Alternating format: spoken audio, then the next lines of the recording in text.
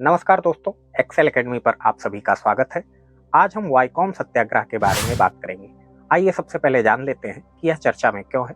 दरअसल हाल ही में केरल के मुख्यमंत्री पिनराई विजयन और तमिलनाडु के मुख्यमंत्री एम.के. स्टालिन जी द्वारा संयुक्त रूप से वाईकॉम सत्याग्रह के शताब्दी समारोह का उद्घाटन किया गया।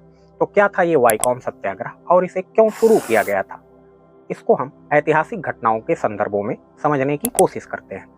1805 की घटना है। त्रावणकोर रियासत के वाईकॉम कस्बे में भगवान शिव का एक मंदिर था, जिसमें पिछड़ी जातियों का प्रवेश वर्जित होने के साथ साथ उस मंदिर की आसपास की सड़कों पर भी पिछड़ी जातियों का चलना निषिद्ध था। सिर्फ ऊंची जाति के लोग ही उस पर चल सकते थे। भारत में जातिगत भेदभाव पूरी तरीके से व्याप्त था हर एक जगह पर, परंतु त्रावणकोर में कुछ सबसे कठोर और अमानवीय मानदंडों के साथ ये अपने भयावह स्तर पर दिखाई देता था उन दिनों। इस संबंध में सांस्कृतिक मानवविज्ञानी ए एप्पन ने social revolution in A Kerala village A study in culture 1965 में लिखा है कि त्रावणकोर की रियासत में सामंती, सैन्यवादी और रीति रिवाजों से ग्रस्त सरकार की निर्मम व्यवस्था, जाति व्यवस्था त्रावणकोर के लिए अद्वितीय नहीं थी। कुछ सबसे कठोर, परिष्कृत और क्रूर सामाजिक मानदंड तथा रीति रिवाज त्रावणकोर में देखे जाते थे। विशेष रूप से जाति प्रदूषण का विचार न केवल स्पर्श बल्कि दृष्टि के आधार पर भी काम करता था। यदि तथाकथित पिछड़ी जातियां या जिन्हें अछूत कहा जाता था, उनकी परछाई भी ऊंची जाति के ब्राह्मणों पर पड़ जाती थी तो वे अशुद्ध हो जाते थे। इस लेवल की भयावहता वहां पर व्याप्त थी।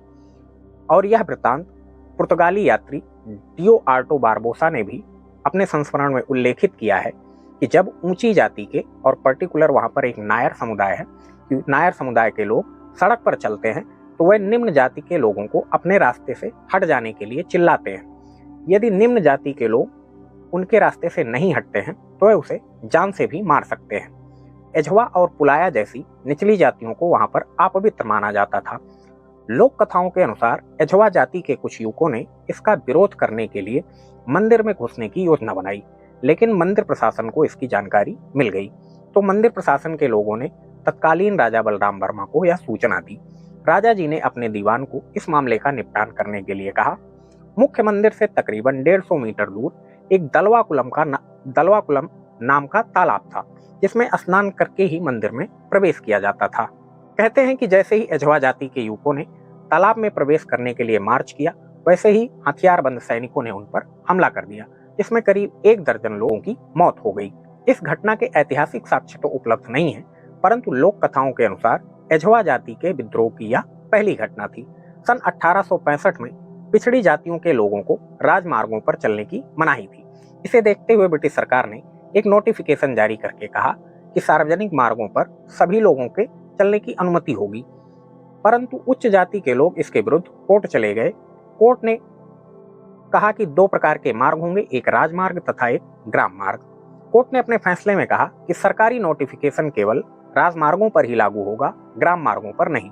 महादेव मंदिर के आसपास की सड़क राजमार्ग ही थी, परंतु ऊंची जाति के लोगों ने अपने रसूख का इस्तेमाल करते हुए इसे भी ग्राम मार्ग बताकर छोटी जातियों के लिए इसे निषिद्ध ही रखा और इसे लागू करने के लिए बाकायदा एक पुलिस की टुकड़ी भी लगाई गई। इस स्तर की भयावह थी जिससे एक बार स्वामी जी ने आहत होकर केरल को पागल खाने की संज्ञा प्रदान कर दी थी। दरअसल ये घटना 1892 की है। स्वामी जी केरल गए हुए थे, परंतु स्वामी जी की यह यात्रा पूर्व नियोजित नहीं थी। पहले स्वामी जी ने यह तय किया था कि मैसूर से मद्रास होते हुए रामेश्वरम में वह अपनी यात्रा खत्म कर देंगे, लेकिन बंगलौर में उनकी भेंट डॉक्टर पद्मनाभन पलपू जी से होती है। पलपू जी ने मद्रास से डॉक्टर की पढ़ाई करने के अलावा यूरोप में ट्रेनिंग भी ली थी और वह केरल में डॉक्टर की प्रैक्टिस करना चाहते थे, परंतु वह एझवा जाति से आते थे जिसे अछूत माना जाता था। इस वजह से उनको वहां पर प्रैक्टिस करने का मौका नहीं दिया गया। पलपू जी ने ये सारी बातें स्वामी जी को बताई और उनसे केरल की यात्रा करने का आग्रह किया। स्वामी जी केरल पहुंचते हैं तथा कोडंगलूर मंदिर में दर्शन करना चाहते हैं, लेकिन पुजारियों ने उन्हें अंदर नहीं जाने दिया। 3 दिनों तक प्रतीक्षा करने के बाद भी पुजारियों ने उन्हें अंदर नहीं जाने दिया, क्योंकि पुजारी ये नहीं तय कर पा रहे थे कि स्वामी जी ऊंची जाति के हैं अथवा निम्न जाति के। इसके चलते ही स्वामी जी ने केरल को पागल खाने की संज्ञा दी थी। स्वामी जी के जाने के बाद भी पागल खाने की स्थिति जस की तस बनी रही, लेकिन 19वीं शताब्दी के उत्तरार्ध में कई सामाजिक और राजनैतिक विकास पहले से कहीं अधिक तेजी से होते हैं, जिनसे सामाजिक परिवर्तन की शुरुआत होती है। इसके कई कारण थे। सबसे पहला, ईस्ट इंडिया कंपनी द्वारा समर्थित ईसाई मिशनरियों ने अपनी पहुंच का विस्तार किया था और कई निचली जातियों ने एक दमनकारी व्यवस्था के चंगुल से बचने के लिए ईसाई धर्म अपना लिया, जो कि उन्हें बांधे हुए थी। दूसरा, ब्रिटिश रेजिडेंट के दबाव में कुछ हद तक पश्चिमीकृत एवं सुशिक्षित महाराज अय्यलम थिरुनाल सिंहासनारूढ़ होते हैं और उनके सिंहासन पर पहुंचने के साथ साथ कई प्रगतिशील सुधार होते हैं। इनमें से सबसे महत्वपूर्ण एक आधुनिक शिक्षा प्रणाली की शुरुआत होती है और यह सभी के लिए निःशुल्क प्राथमिक शिक्षा की शुरुआत की जाती है। यहाँ तक कि पिछली जातियों के लिए भी ये सुविधा निःशुल्क। पूंजीवाद की ताकतों और इन सुधारों ने नए सामाजिक पदानुक्रम बनाए जो हमेशा से पारंपरिक लोगों के अनुरूप नहीं थे। 20वीं शताब्दी की शुरुआत तक हिंदुओं, ईसाइयों, यहाँ तक कि अवर्ण हिंदुओं, विशेष रूप से एझवाओं के बीच एक महत्वपूर्ण शिक्षित अभिजात वर्ग उभरना शुरू हो गया था। इस समय के दौरान एझवा त्रावणकोर में सबसे शिक्षित और संगठित अछूत समुदाय के रूप में उभरते हैं। राजनैतिक इतिहासकार Mary Elizabeth King Gandhian non violent struggle and untouchability in south India the 1924-25 Vaikom satyagraha and the mechanism of change में लिखती हैं कि इस संबंध में सरकार की शिक्षा नीतियां महत्वपूर्ण थी।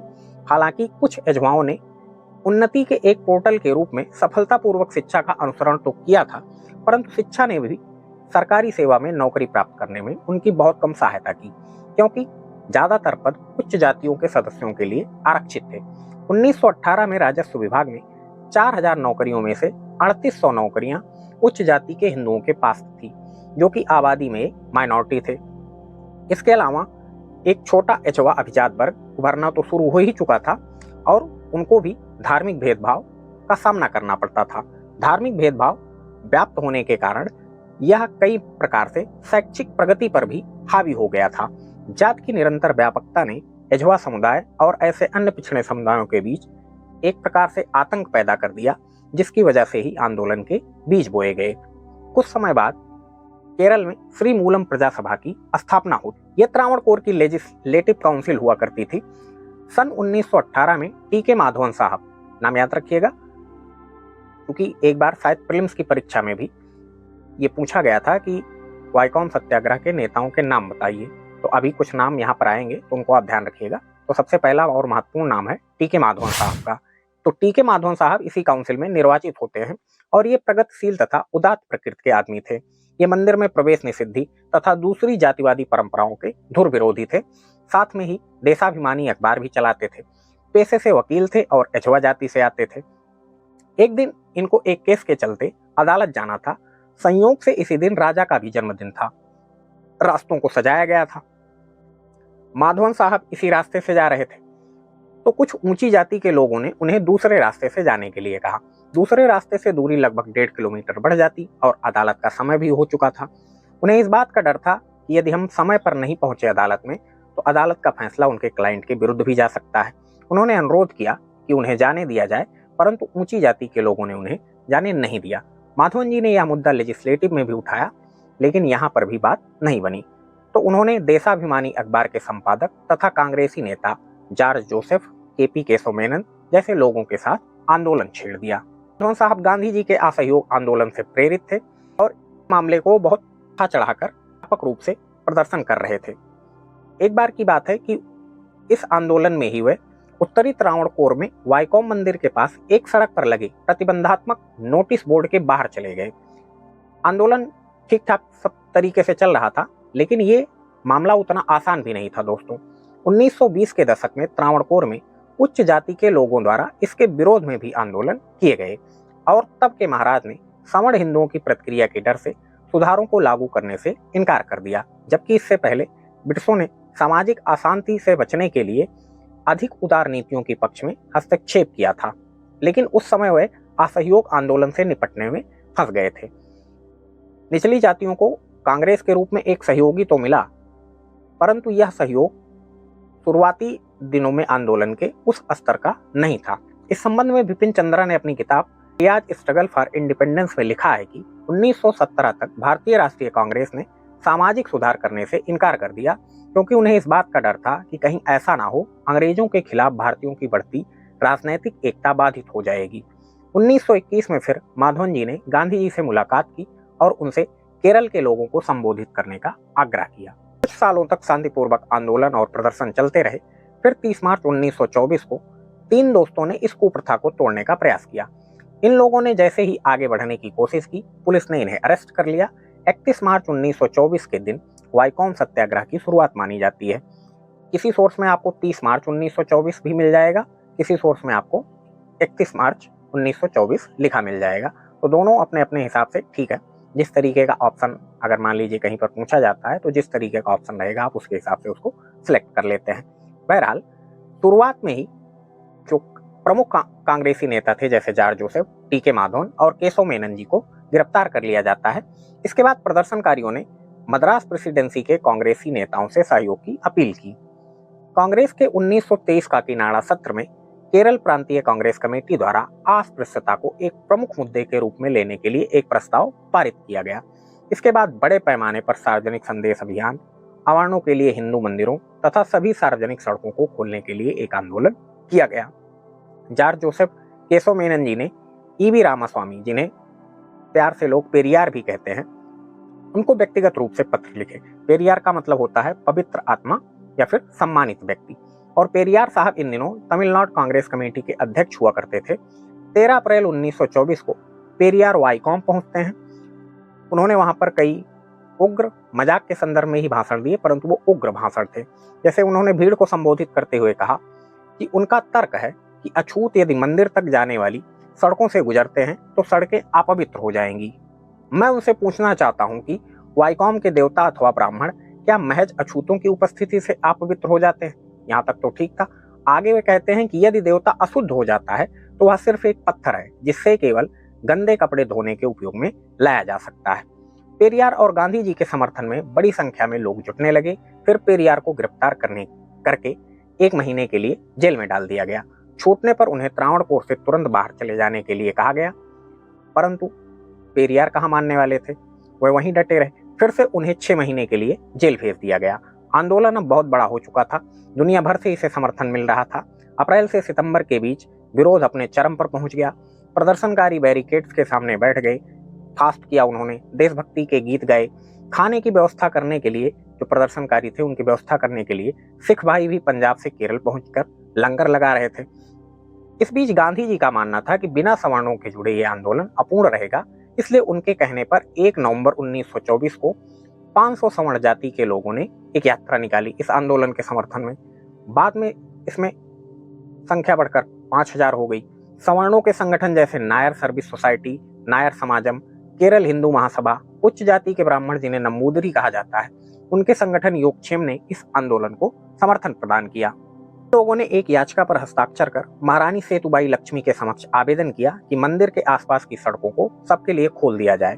इन दिनों शासन की बागडोर रानी साहिबा ही संभाल रही थी, क्योंकि अगस्त 1924 में राजा की मृत्यु हो चुकी थी और रानी ने सभी कैदियों को मुक्त भी कर दिया था। बहरहाल रानी ने इस प्रस्ताव को लेजिस्लेटिव काउंसिल के समक्ष रखा। इस प्रस्ताव के पक्ष में 21 वोट पड़े जबकि विपक्ष में 22 वोट पड़े। जिसके वोट से यह प्रस्ताव फेल हुआ वह संयोग से डॉक्टर पद्मनाभन पलपू का भाई था, जिसकी कहानी हमने आपको अभी विवेकानंद जी के संदर्भ में बताई थी। उसने उच्च जातियों के प्रलोभन में आकर विपक्ष में वोट दिया था। इस जीत से उत्साहित होकर उच्च जाति के लोगों ने आंदोलन को दबाना शुरू किया, जिसमें हिंसा का भी सहारा लिया गया। सत्याग्रहियों को पानी में फेंका गया तथा उनकी आंख में मिर्ची भी डाली। और मजेदार बात यह है दोस्तों कि पुलिस मूक दर्शक बनकर तमाशा देखती रही। गांधी जी ने तब यंग इंडिया अखबार में लिखा कि ऐसी क्रूरता के सामने कांग्रेस आंख बंद कर देखती नहीं रहेगी। शांत सत्याग्रहियों पर गुंडों को छोड़ने से आंदोलन दबेगा नहीं अपितु और बढ़ेगा।